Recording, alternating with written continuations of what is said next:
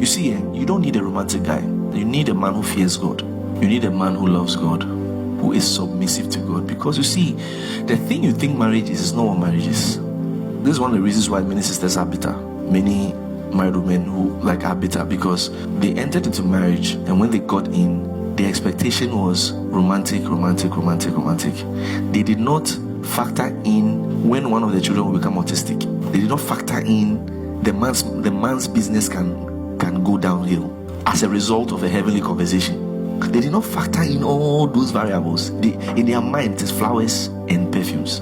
Now, do you know what it looks like? All right, how it will feel like going to get married to someone who does not fear God. That means you are going to submit to a leadership that is not under leadership. Because a man who fears God will be commanded by God to love you. You ask the sister, why do you want to marry this man? Because he loves me. All you are supposed to see at that point is that he fears God. That's the most important part. Because he is commanded to love you when he marries you. Because marriage is not the first 2 months. You need a man who loves God. And if he loves God and is submitted to God, in reality, he will be guided by God. It doesn't matter how long it will take him. He will be guided by God on how to treat you well.